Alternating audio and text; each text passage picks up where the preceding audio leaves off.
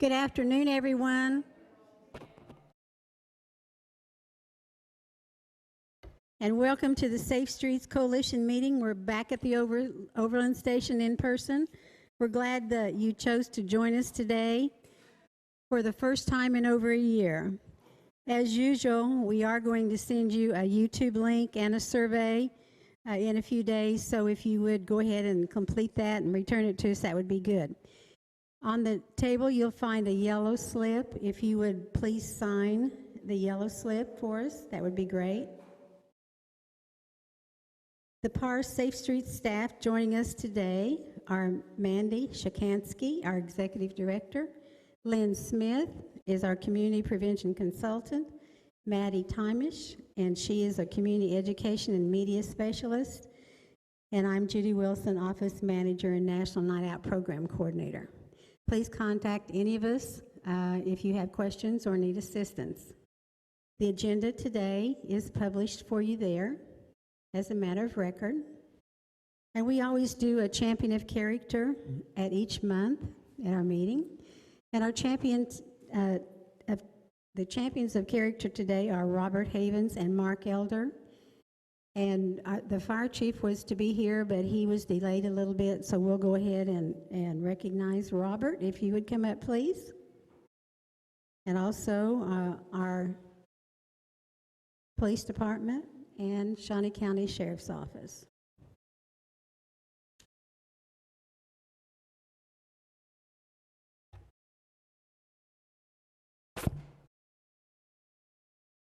As the strength of our nation is dependent upon the health and safety of its communities, the strength of our community is dependent upon the character of the citizens.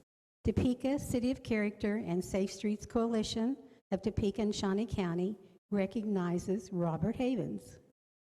Our champion of character for July is Robert, and on March 31st, 2021, at approximately 10:35 a.m., United Steelworkers Union employee Robert Havens noticed that the residence structure next to their offices was on fire and informed fellow employee Mark Elder to call 911. Knowing the resident had mobility issues and rarely left her home, they both went to the structure to try to locate her. Mark went to the front of the structure and started banging on the door to try and alert her. He then forced the door open and started to yell for her, which she yelled back. She was in a room towards the rear of the structure. Mark was able to locate her, who was having difficulty trying to stand because of her physical disability. Robert and Mark both tried to help the occupant to her feet, but she was unable to remain standing. The fire was progressing and the smoke was in the room they were in that was banked down to their shoulder and was getting progressively worse. Their exit was also hampered by the fact that the home had little space to maneuver. They laid her down to keep her below the smoke, which allowed them to lift her by her arms and feet to evacuate her from that room where the fire had spread. Mark and Robert were then able to carry her out of the structure to the front yard. At that point, Topeka fire crews arrived on the scene and worked to extinguish the fire and provide medical care to her. Their bravery and actions exemplified the definition of heroism. Robert Havens is being recognized for demonstrating compassion and determination. Demonstrating compassion and determination makes Robert Havens a champion of character. Thank you.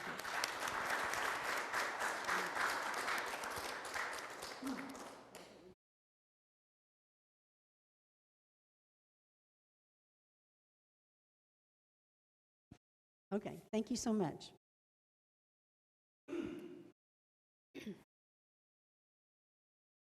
As I mentioned, we do recognize the champion of character at each meeting.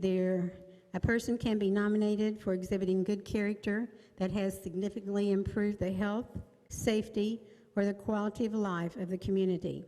Any of the 49 different qualities can be considered for a champion of character. Anyone in Shawnee County can be nominated by completing the nomination form and emailing it to jwilson@safestreets.org. The nomination form can be found there on your table today, and also on the PARS website at parstopeka.com. The June meeting minutes are shown here, just as a matter of record for you,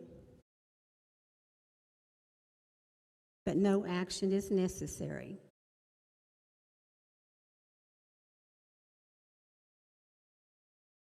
Our staff update for June includes Neighborhood Watch meetings. There were 2 Neighborhood Watch meetings in person this month, so we're going back to in-person meetings. One with Oakland with 14 people attending, and Crestview with 6 people attending. Since we've not met face-to-face for the meetings, safety information is emailed to every neighborhood. This month, safety information was emailed to 143 neighborhoods, and also information was provided by phone. There were 7,355 people reached in this area. National Night Out is a go, and it is Saturday, August the 7th, and the planning meeting will be on July 15th at the library.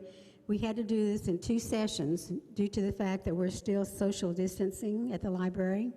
One session's at 5:30 to 6:30, and the other one is from 7 to 8. So if you'll just let me know if you would like to attend either session, that would be good.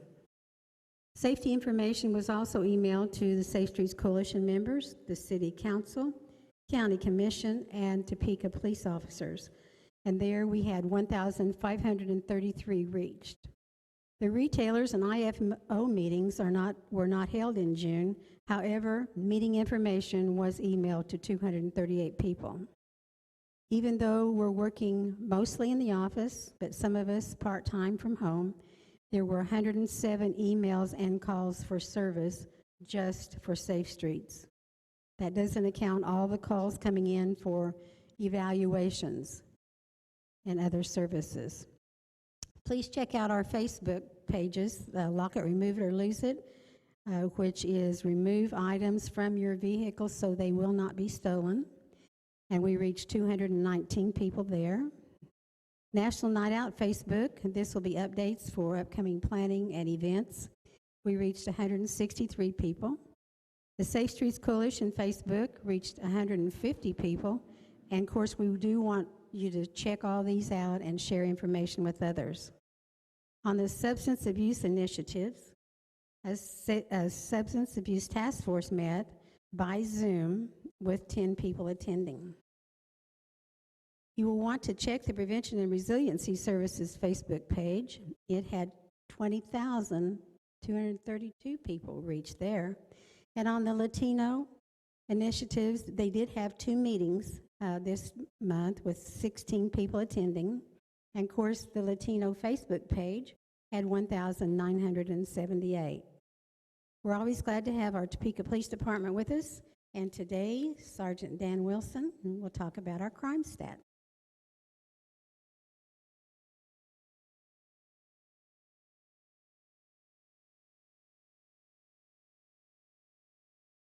Thank you, Judy.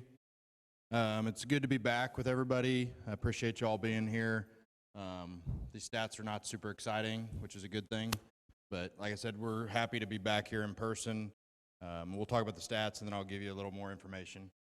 On the stats, as you can see, there's weekly, monthly, and year-to-date. This first slide is the violent crime statistics. As you can see, the green are the good numbers, red is the bad numbers, or the numbers that are on the rise. Year-to-date, numbers look great. We've had, obviously, you guys have seen the news, we've had some shootings, things like that go on. We continue to need your help to solve these. A lot of these have been solved because of citizens or witnesses calling in and helping us out. So continue to do that. The next slide is property crime. Again, there's a ton of green on here. I don't know if it's the rain or people just doing a better job of locking their stuff up. Continue to lock your stuff up, like Judy talked about. Cars, sheds, garages, stuff like that. Especially this time of year with it being nice out. You're out mowing your yard. It's simple and easy to leave your garage up with your weed eater and your bicycle, but it's also easy to somebody to see that as an opportunity and take your stuff. We just watched a video yesterday on Facebook. Lady was taking her groceries in, left her purse on her hood of her car. Guy drives by, sees the purse is gone. So we actually caught him yesterday. He had actually returned the purse because he felt guilty. But either way, like I said, don't let yourself be a victim like that. Like I said, lock your stuff up. It only takes a second to be a victim of something like that. Also on that note, again, guns are still being stolen out of cars. Do not leave your guns in your cars, please. That's, like I said, that's for all of us, all of our safety, our kids, our families, and all of that. So, since we saw you guys, whenever that was, 2 years ago, we've continued to be involved in Boys and Girls Club. We've got our boxing program going on that's been very successful. Officer Lister's doing that. He's also coaching I think they're 10 or 11-year-old softball team over at Dornwood. It's again also been very successful. In the last month, we've been involved with Country Stampede, Juneteenth, 4th of July, things like that. We are going back. I know before this all COVID happened, we got kind of off on whether or not we were going to neighborhood meetings. We're back to going to meetings. We're pretty thin in the community unit, but if you have a meeting you want us to go to, contact us. If we can be there, we'll be there. So we're also fielding complaints. Again, same spiel, we're thin, but if you have something, contact us. If we can help you, we will. So also, to touch on what Judy talked about, National Night Out, you know, we haven't seen each other for a year and a half, so let's get back to that and make our city safer. So, you got a question? No, you're fine.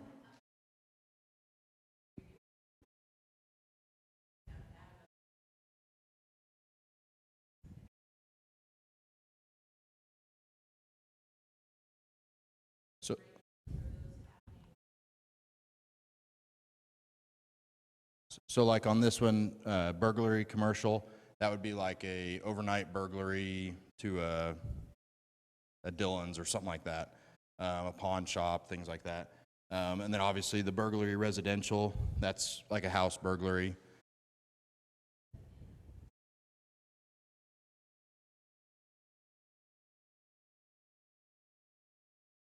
Not, to be honest, no, everywhere. I mean, we just arrested somebody for a burglary to a business at 29th and Wanamaker. So just the same as, you know, over at 29th and Adams or whatever. So no, there's not, and there's really not been I don't know if the sheriff's department will agree or not, but a huge trend with our criminals right now. Like I said, probably the biggest thing is anything that's outside and they think you're not going to notice them coming up in your yard and grabbing your weed eater or bike or something like that. So.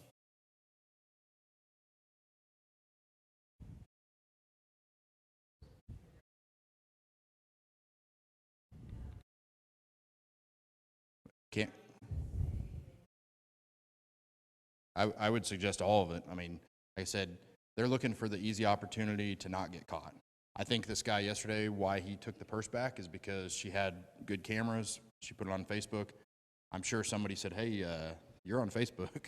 You might want to return that purse. So I would suggest any and all of those, you know, anything you can do to prevent or make it a little harder for them, you know, like locking your doors or, you know, turning your porch light on or having a camera, stuff like that.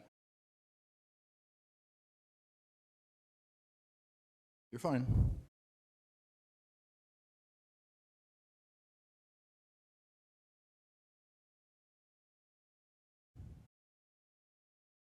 A lot.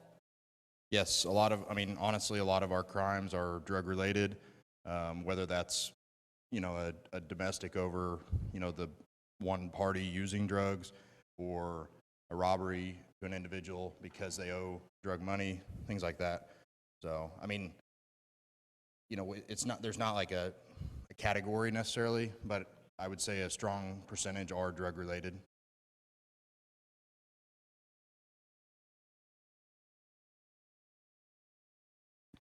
I would say yes.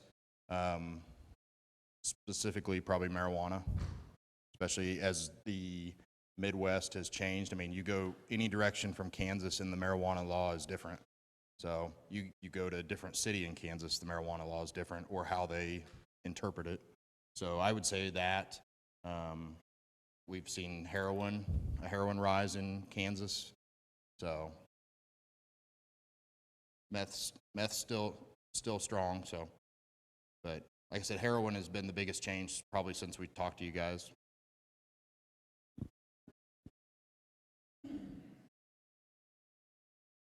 Fentanyl, they're mixed. It is. I can't really. I mean, like I said, we do some drug stuff. We're not obviously the drug experts, but I do know we have some fentanyl coming through. And I mean, you have to think kind of like these drug people do. You know, they're using something that they've bought from a person. You know, they don't know what that person really put in it. So, like I said, it adds to the dangers of what they're using. So, and they've started putting fentanyl, mixing it with all kinds of different stuff. So, does that help? Thank you. Thanks, Dan. Now we have Shawnee County Sheriff's Office Deputy Abigail Christian. Good afternoon. Can you guys hear me okay with my mask? Awesome. And like my partner said over there, it is so great to be back with you guys in person. Zoom's awesome for like staying home or in the office, but this interaction is where it's best. So let's get started. I've got just a couple stats that we'll go over. First one is our burglaries and theft cases. To year, we are below where we've been in the past, which is awesome. A lot of that is the citizens. It's the citizens locking their doors. It's the citizens keeping an eye out for their neighbors and calling in when they see suspicious activity. So we just ask that you guys continue to do that because it helps so much. We can't be everywhere. This county is big. We try to get all over the place all the time, but it's impossible. So your guys' help is what helps us keep our crimes down. And we have implemented some new proactive initiatives over the past couple years with Sheriff Hill, and we're gonna watch a video at the end and kind of talk about some of those as well. We just had questions about drugs. Our methamphetamine arrests are still going up. This is a drug that we are trying to hit hard with our officers to get it off the streets because it is dangerous. It does cause problems for not only those using it, but their families and our community. So we are continuing to try and get this drug as far out of our community as possible. There we go. Firearms, we talk about, PARS talks about it, locking up your vehicles, removing your items, especially the guns, even in your homes, making sure that you keep your firearms locked up and safe away from children and safe away from burglars that might get in there and try to take that. A lot of our firearms that we take away from the felons, they didn't get legally, obviously, and they get those from those robberies. So we just continue to ask all of our citizens and gun owners to just be responsible and help us keep those firearms out of the hands of people that don't deserve them or don't have that opportunity to have them. And lastly, as you can see here, the number of firearms that we have seized is continuing to go up. And this can be from, you know, someone that burglarizes a residence and steals a gun, and then when we catch them, maybe we find them, or even just a car stop. I don't know how many times a simple car stop because someone didn't use their turn signal or didn't use their windshield wipers when it was raining and they had their lights on. And we stop them just to educate them and let them know that's the law, please do that. We dig a little deeper and we find methamphetamine. We find illegal firearms. Those things all come from those simple traffic stops. So we will continue to keep getting those firearms out of the hands of those that can't have them. And next, we're just gonna watch a short video, I think it's less than 2 minutes long, talking about some of Sheriff Hill's recent initiatives over the last few years and one of his most recent ones, and just kind of the progress that we've been able to see.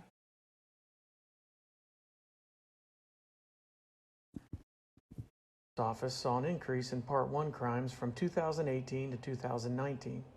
Sheriff Brian Hill wanted to aggressively address this increase after taking office in the spring of 2019. Sheriff Hill's proactive initiatives were implemented, and through the hard work of the men and women of the Shawnee County Sheriff's Office, arrests went up and Part 1 crimes went down. Part 1 crimes include homicide, robbery, aggravated assault, burglaries to residences, vehicles, and businesses, theft, larceny, motor vehicle theft, and arson. Part 1 crimes have been trending down since 2019. Sheriff Brian Hill is proud to announce projected totals in 2021 show a reduction of 46%. Sheriff Hill also credits a reduction in crime to the hard work of our Patrol Division, Fugitive Warrants Unit, Offender Registration Unit, and Criminal Investigation Division. These units have been proactive with warrant roundups, registered offender sweeps, and focused patrol efforts. Other initiatives that have had an impact in lowering our crime stats include our Drug Enforcement Task Force, our drone program, proximity dispatch, and our Burglary Task Force. Sheriff Hill's newest initiative is the SPORT Team. SPORT stands for the Sheriff's Proactive Operational Response Team. Officers are selected to be part of a proactive team that utilizes multiple resources in combating crime in Shawnee County. Members work directly with our Criminal Investigation Division, our Crime Analyst, and our Drug Enforcement Unit. They utilize a targeted enforcement strategy focusing on high crime areas as well as trending crime data. Criminal intelligence is shared among multiple jurisdictions. Finally, we understand that we have to remain proactive in maintaining this downward trend in crime. Sheriff Hill would like to thank the citizens of Shawnee County for their critical role in helping reduce crime in our county. Your timely reporting of suspicious activity has been vitally important to this positive trend in our crime numbers.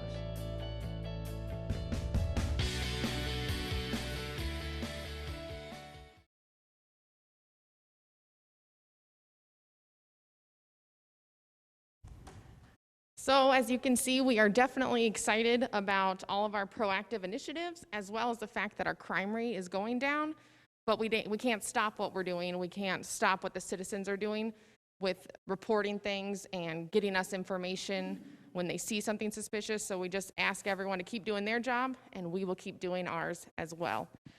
As always, we ask that you tune into our social media. I will put in a couple plugs. We have an event with the Topeka Police Department, the Washburn University Police, and the Shawnee County District Attorney's Office tomorrow evening, 6:30. We're going to meet at Crestview, right there off Shunga and 28th. And we're just going to have kind of like an open discussion after we give a quick presentation. This is the first of a series of community events that we're going to do with partnership with the Strategic Leadership Academy. And our goal is just to kind of show our citizens a little bit of why we do what we do as law enforcement officers, and then just kind of have an open discussion with their feedback and see if we can't try and figure out how we can make this community a little safer for everyone. Because ultimately our goal is to get each one of you home to your families every night, as well as our officers. So we're gonna try and have a couple of these events. Hopefully we can get some good dialogue going. Like I said, that first one's tomorrow at 6:30 at Crestview, and we have all the information on our social media sites. I believe it's on Topeka Police as well, and the Topeka Fire Departments, maybe. Our other event that I was gonna throw out there is next Friday, July 16th. Our dispatch is operating at like extremely low numbers. So they are trying to hire some good quality people that are gonna help dispatch emergency services to our community. They're having an event at the Law Enforcement Center on Friday the 16th. Believe it's at 5 o'clock. We'll have all of us out there, Topeka Police, Topeka Fire. We'll have all of our vehicles out there. You guys can see our big Bearcat that the SWAT team uses. Just ask some questions. There's live music, food trucks, stuff for the kids. And then the parents or whoever is of 18 or older that needs a job and wants a job with dispatch can come inside real quick, fill out an application while the kids play outside. All right. Again, all that information is on our social media. So thank you guys. It's great to be back. We'll see you next month. Thank you, Abigail. Next, we have Mandy, who will introduce our speaker, Crystal Lemming.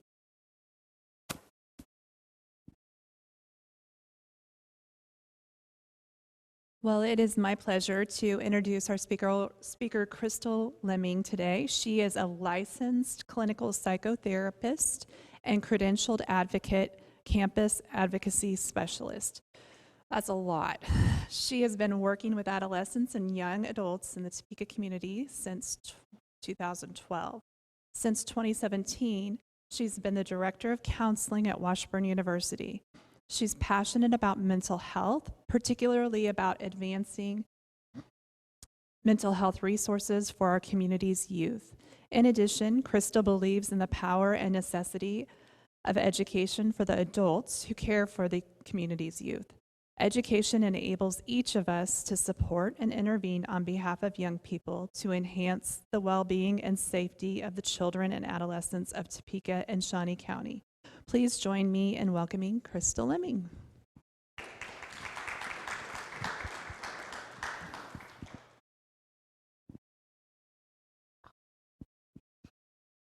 All right, good afternoon. It's good to see all of you.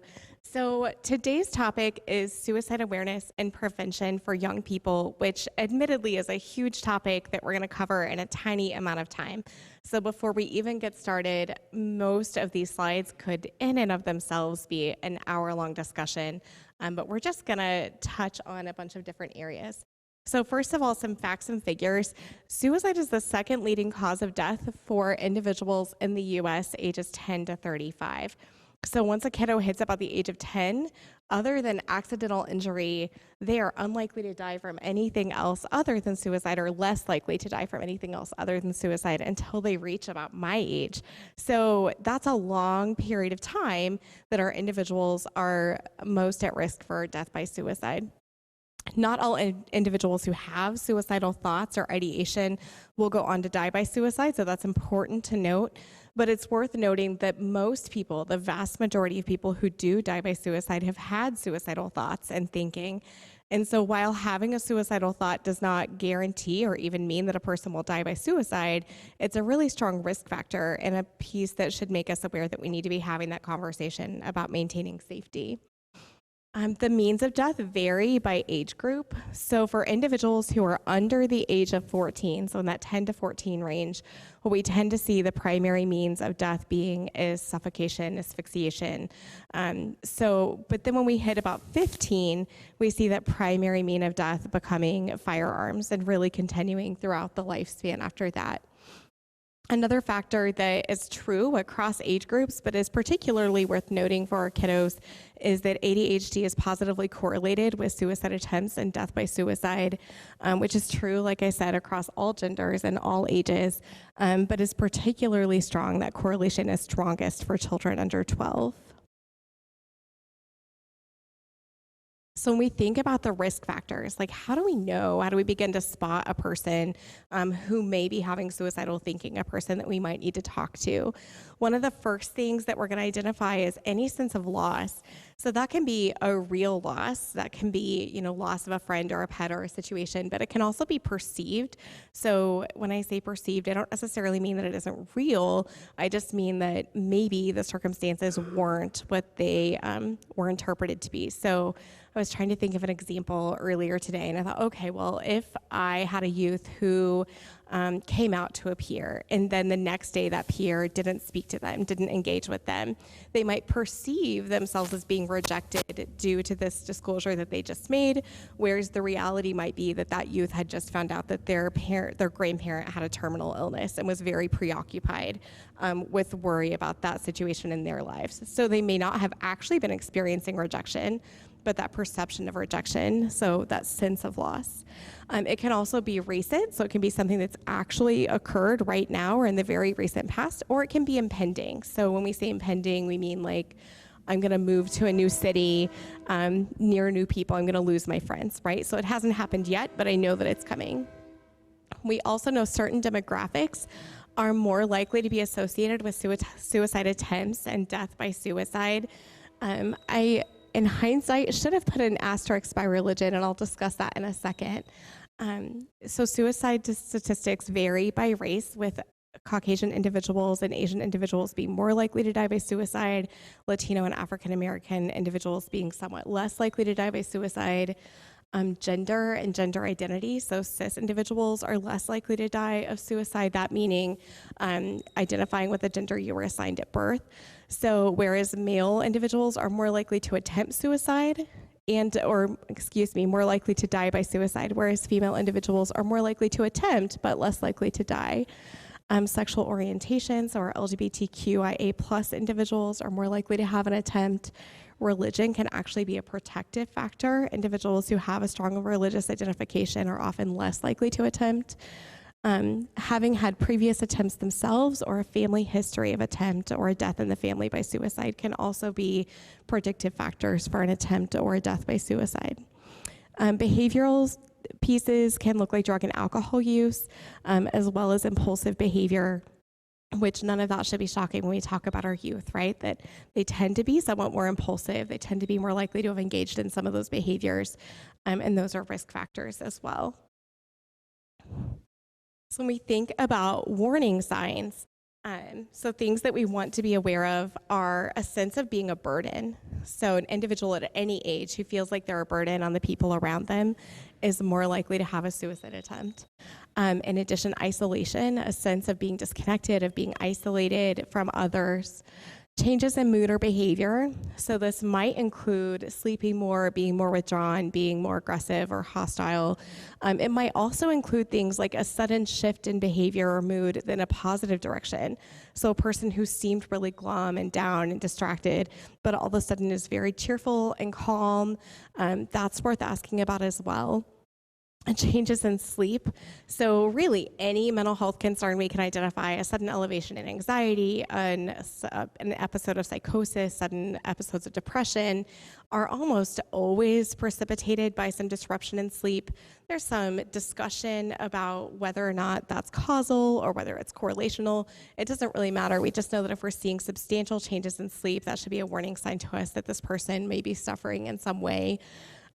Talking about suicidal thinking or talking about death by suicide are obviously other factors that should tip us off that this person might be at risk. So when we think about prevention, we're going to talk about prevention first and then intervention, right? Because obviously for any public health issue, we're going to look at prevention first. What can we do to try to keep these things from happening? And then what can we do in the middle of a crisis?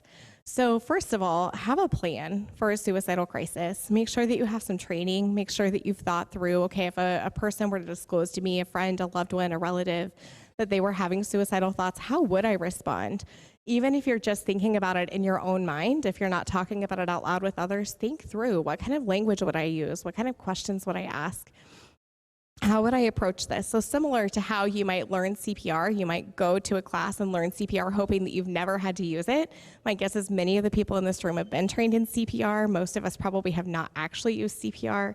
That being said, it's the same idea. You want to have an idea for how you're going to handle this emergency situation before it ever occurs. Next, we want to talk openly about mental health concerns, including drug and alcohol use, especially when we're talking about our young people.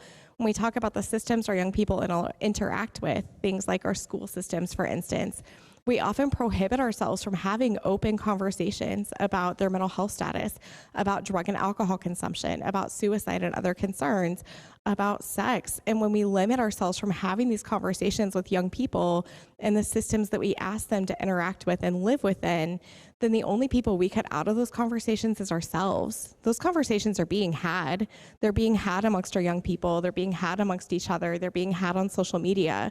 But if we as adults won't allow ourselves to participate in those conversations within school systems and other systems that our kids interact in, the only people that gets left out is us. And if we truly believe that we're the people who have something to offer to help, then we can't shortchange ourselves in that fashion. We can't continue to limit our ability to have those conversations. And then finally, looking at wellness as a holistic approach. So it's not enough just to assume that if a person doesn't have a mental health diagnosis, they're fine, right? We have to look at how a person's eating, sleeping, interacting with other people. Are they doing things that they enjoy? Are they getting some sun? Are they getting enough sleep? Are they doing things that make them feel fulfilled, like they have something to offer the world? And so when we think about wellness in a holistic sense, then it's easier to begin to identify early on and intervene early on before anything reaches a point of crisis.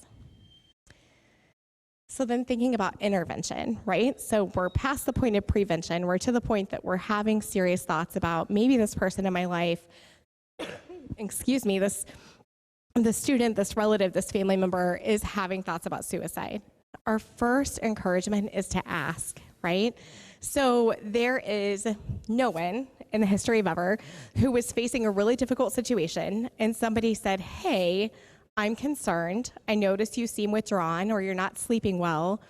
I'm wanting to know if you're having thoughts of suicide. Who thought to themselves, well, no, but now that you mention it, that could be a solution, right? That is not how suicide works. We can't give someone the idea, can't.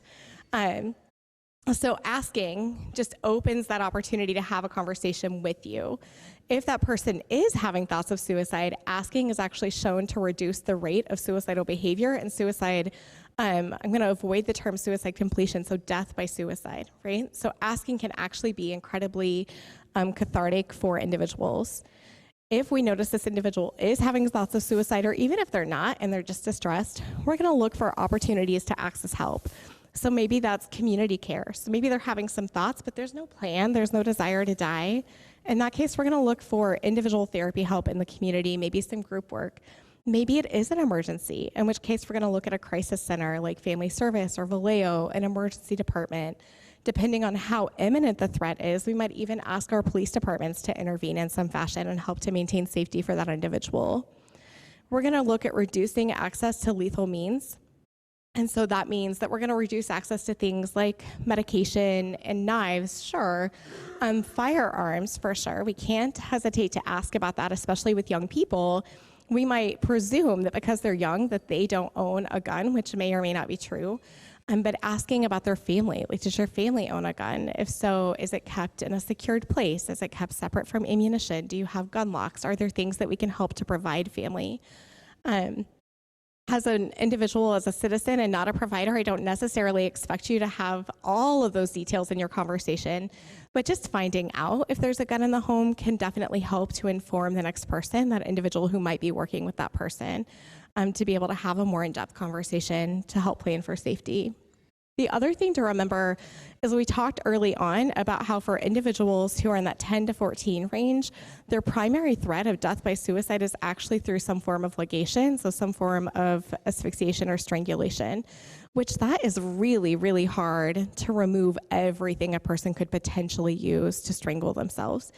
And while that's a graphic conversation to have, it's worth noting that when we're dealing with a young person, locking up knives or medication may not actually be enough to keep them safe. And so we're going to be looking at providing more around-the-clock care. So things like keeping bedroom doors open, making sure they're not left alone for long periods of time, making sure that you're checking on them periodically, and that you're not checking on them so consistently that it becomes predictable, right? So we are really good at doing things on a schedule because we live our lives on a schedule. We have a lot of things going on. We oftentimes get our breaks at the same time, so it's easy to fall into the habit of I'm going to check on this person during my break, or I always get home at this time. But from a kiddo's perspective, that gives them a window of time that's very predictable for which they might engage in suicidal behavior, knowing that the odds of anybody intervening during that window is actually pretty slim. So one of the things that we want to do is be a little more unpredictable with how and when we're checking in with our young people. Which really brings us down to that last point of making sure the suicidal person is not left alone. So if we know that they're imminently suicidal, we're going to try to be with them 24/7. If they're not imminently suicidal, but we're concerned about them, we're going to make sure that we're stepping up how often and how irregularly we're checking on them. So considerations, things to be thinking about in terms of preventing suicide with young people. Obviously, the best intervention is prevention. We want to be talking to kids about suicide early and often. Kids as young as 10, sometimes even younger, have had conversations about suicide, have known someone who's died by suicide, have thought about dying of suicide. So we really can't have that conversation too early.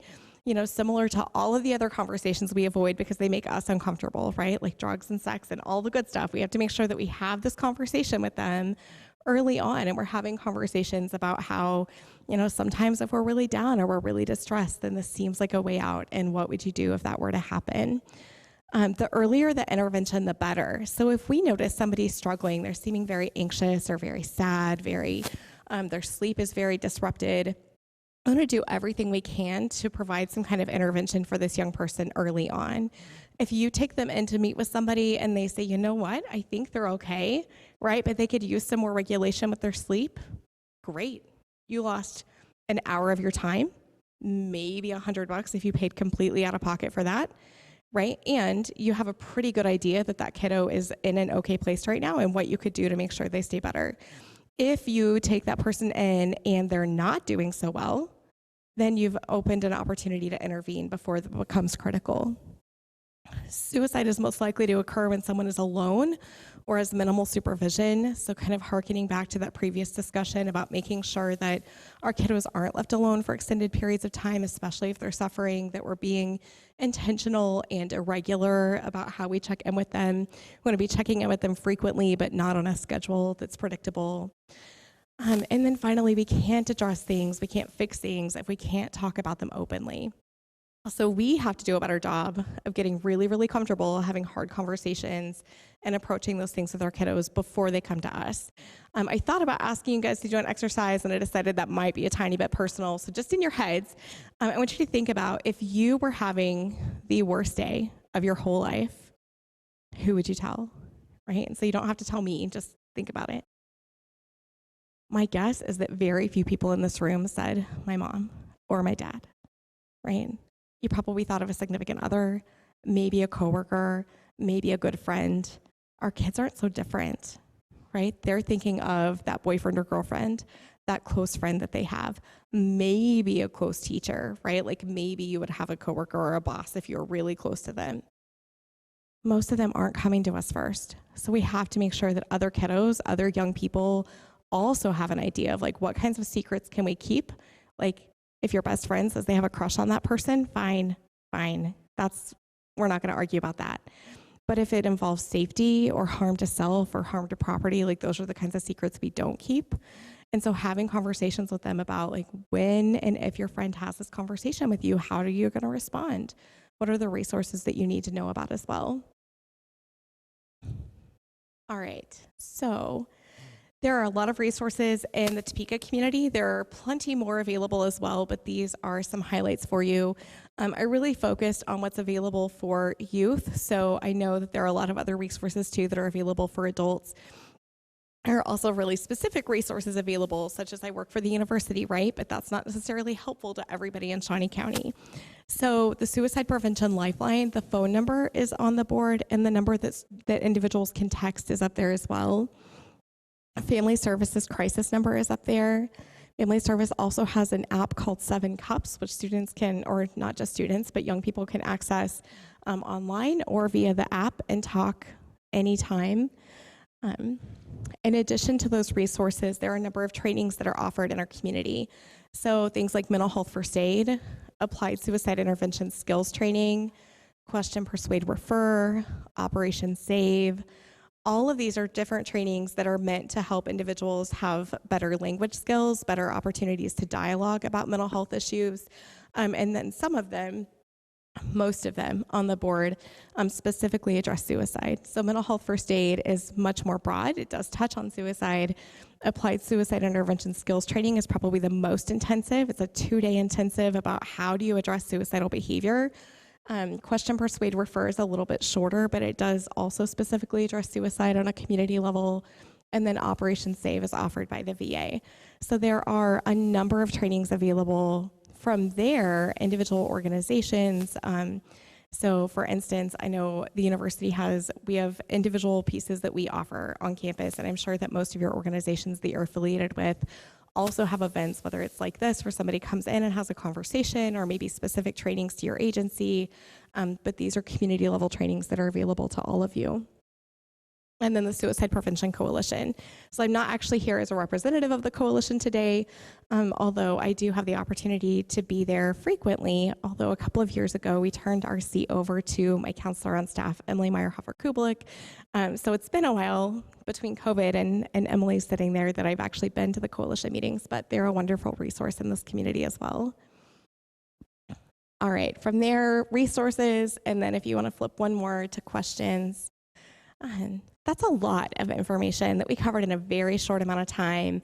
And I joke on campus that people don't invite me to speak at things that are fun, like new student orientations, because I never bring the fun conversations. I always bring the really deep, like intense conversations. But I'm very open to questions. What kinds of things would you guys like to know more about? Yeah.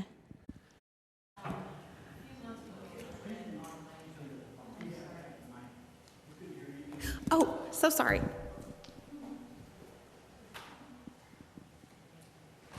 A few months ago, I read on my Nextdoor app, and I think it was I don't know if it was a city or a county information, but it had said that suicides were up 140%. I don't know if anybody here can address that. I don't know if there's a particular age group, or if you have information or thoughts on that. Thank you. That's an excellent question. And I do have a lot of thoughts, not a lot of data though. And so I'm going to acknowledge that up front. I looked last night to see if there was more information through the CDC and SAMHSA and other places that do track suicide statistics across the country. What I found is most of the time, the data that's released on a national level is about 1.5 years old, because it takes that long for all the states, for all the counties to report to the states, to then report to the national databases, for it to then be compiled and turned into like pretty graphs and things. So the data that's available right now publicly is the 2019 data, which is not particularly helpful in trying to decide how the pandemic affected suicide rates in the country. Tangentially, so based on what we've heard, what we've speculated about amongst the mental health community, in 2020, we're actually anticipating the suicide rate may have gone down somewhat, that in the summer following the initiation of the pandemic, people were home, people slept, people had more time to engage in normative behavior. They were not pushed quite as hard as they used to be, and we actually saw, surprisingly, an increase in mental health well-being for a short period of time over that summer. But we also know that as the pandemic wore on, the impact started to change. And so the data that's going to be most reflective of whether or not there have truly been increases that are statistically significant related to the pandemic are going to be for the end of 2020 and through 2021, which obviously that data is not available on a national level yet. So I did look, and I do have similar questions, but it's just too early to really be able to say for sure.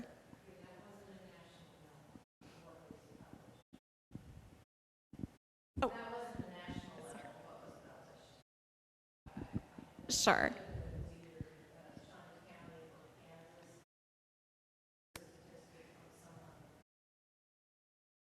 Sure. So the question was that it wasn't national trends that she's asking about. She's asking about Shawnee County and Kansas in particular.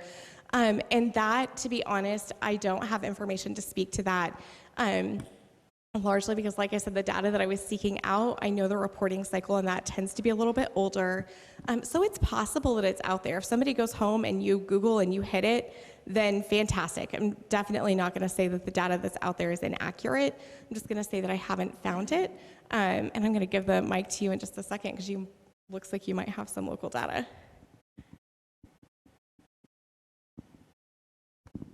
I would say that number is absolutely false.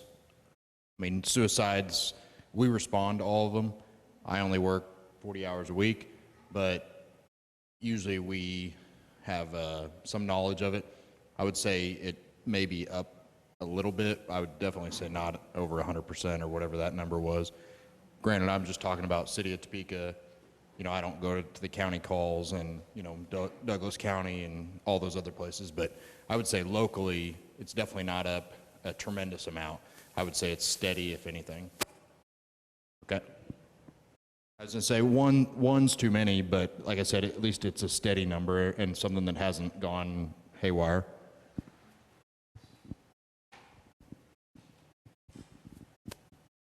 All right.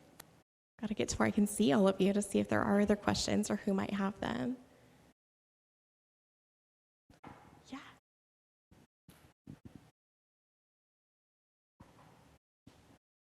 I was going to ask, you talked about firearms being the most prevalent use or means of suicide for people 15 and older.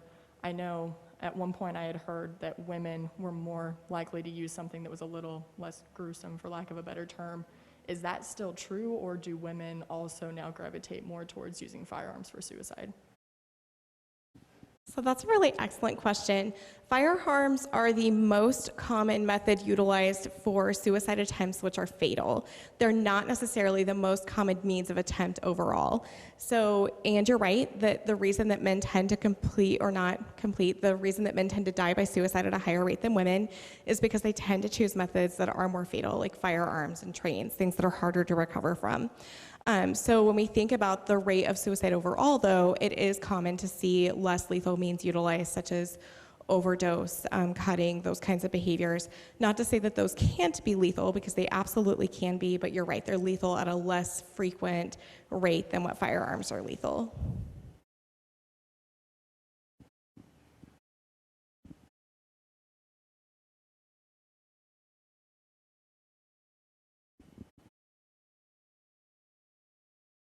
All right. If you guys have other questions or things that maybe you would prefer not to ask publicly, please feel free to catch me afterward. But otherwise, thank you so much for the invitation.